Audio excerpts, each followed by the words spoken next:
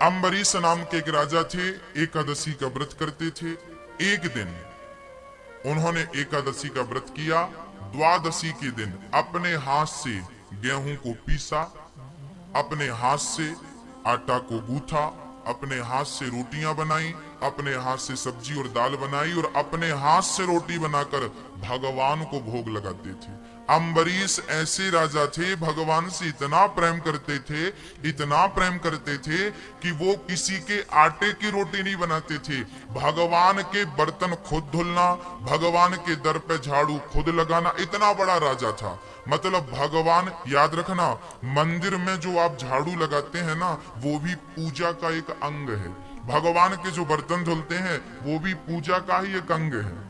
भगवान के लिए आप रसोई में भोजन बनाते हैं, आप भले अपनी रसोई में हो, मेरी माँ रोटी बना रही हो, पर भाव ये हो कि ये रोटी भगवान के लिए बना रही है, तो रसोई में रोटी बनाना भी पूजा हो जाएगा, ये भक्ति बन जाएगी।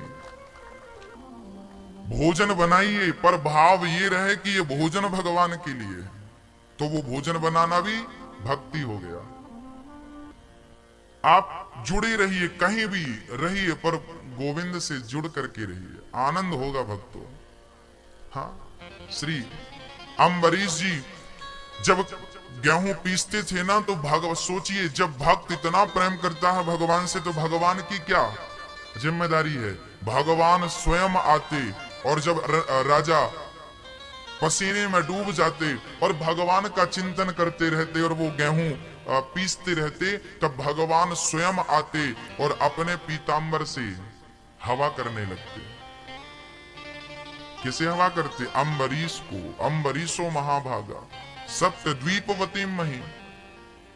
अम्बरीश को भगवान अपने पीतांबर से हवा करते थे। आहा, एक दिन अम्बरीश ने देखा कि हवा कहां से आ रही है। आंख बंद करके वो करते थे सारा काम, चिंतन में डूब के। आंख खोला तो भगवान बैठे, चरणों में गिर पड़े, प्रभु मुझ पापी को आपने और पापी कर दिया, आप मेरी सेवा कर रहे हैं, मैं नरक जाऊंगा प्रभु। तब भगवान ने हृदय से लगाया, अम्बरीश आप मुझसे इतना प्रेम करते हैं, मेरा तो बैकुंठ में जी नहीं लगता, बार बार आपके पास आने का मन करता है, इसलिए मैं आपका दर्शन करने चला आता हूँ। जब आप भगवान से प्रेम करेंगे तो वो भी आपसे प्रेम करेंगे। अहम भक्त पराधीना यस्वतंत्र वध्वजा। भगवान भक्तों के अधीन होते हैं मेरी माँ। भगवान स्वतंत्र नहीं है। नारद जी भी कहते ना, भगवान नारद जी ने कहा परम स्वतंत्र न सिर पर कोई, पर नारद जी की बात बिल्कुल गलत थी।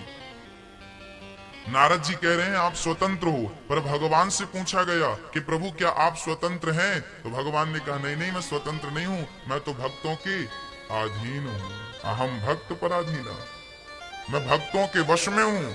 अरे वश में नहीं होते तो जगत को नचाने वाला भगवान गोपियों के सारे पे नाच रहा है। गोपियां कहती हैं छाछ पिलाएंगी, जरा नाच को दिखाओ। ताही अहीरी की छोहरियां छछियां भरी छाछ पे नाच नचावे। जगत को नचाने वाला अखिल ब्रह्मांड नायक आज किसके कहने पे नाच रहा है?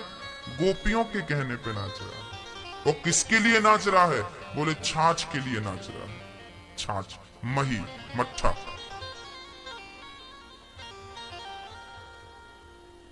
ऐसे भगवान।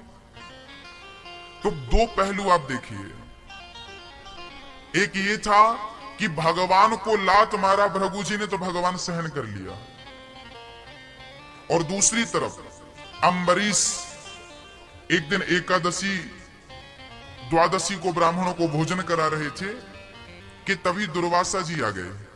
दुर्वासा जी ने कहा मैं भी भोजन करूंगा। अम्बरीश बोले आइए, पर दुर्वासा जी स्नान करने गए, उनको टाइम लग गया और उस दिन तिथि की हानि थी, त्रयोदशी लगने वाली थी। कभी कभी तिथि की हानि हो जाती है, एकादशी के बाद सीधे त्रयोदशी आ जाती है, द्वादशी खत्म हो जाती है, 5-10 मिनट की रह जाती है, तिथि की हानि बोलते हैं उसको। उस दिन भी हानि थी, त्रयोदशी लगने के लिए केवल 5 मिनट बचे थे, और एकादशी का नियम है कि द्वादशी को पारण हो जाना चाहिए, है ना, पारण होना चाहिए। और एकादशी का पारण किस चीज से होता है? बोले चावल से होता है। एकादशी आपने रखी है तो द्वादशी को चावल खा के ही व्रत को तोड़ना चाहिए। अब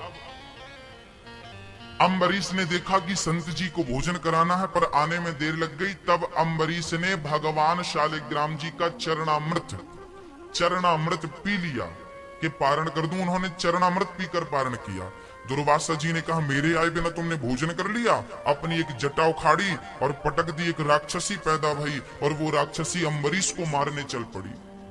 पर अम्बरीश की रक्षा में स्वयं भगवान ने अपने सुदर्शन को नियुक्त कर रखा था। सुदर्शन ने जला दिया कृत्या को। अब अम्बरीश की रक्षा के लिए सुदर्शन दुर्वासा को मारने बढ़े। अब दुर्वासा जी चिल्ला रहे हैं शंकर जी बचाओ। शंकर जी बोले हमसे पंगा लिया होता तो बचा लेते, भगवान नारायण के सुदर्शन से कौन बचाए। ब्रह्मा जी बचाओ। ब्रह्मा ने कहा आना मत यहाँ। तब नारायण की शरण में गए दौड़े दौड़े दुर्वासा जी, हे प्रभु मेरी रक्षा कीजिए, मेरी रक्षा कीजिए। भगवान बोले क्या हुआ। बोले आपका सुदर्शन पीछा कर रहा, मुझे मार डालेगा।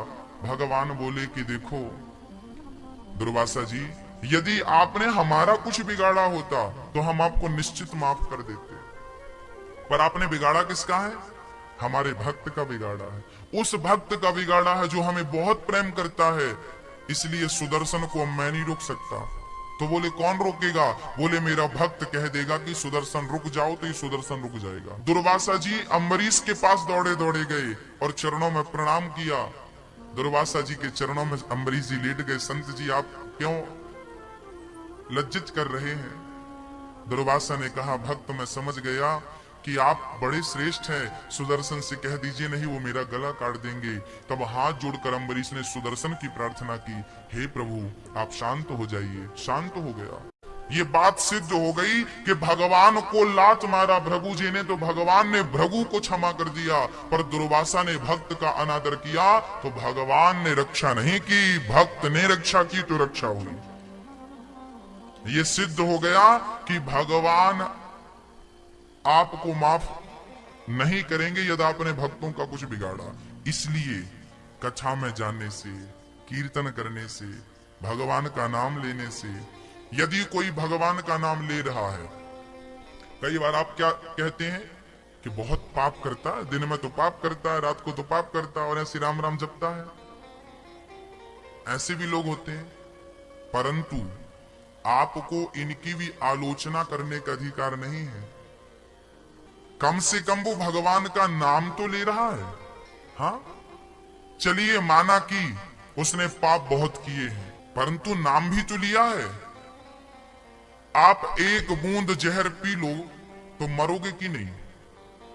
अच्छा धोखे से पियो तो क्या बच जाओगे। नहीं जहर भाई साहब हमने धोखे से पीला, बाहर आ जाओ, आएगा।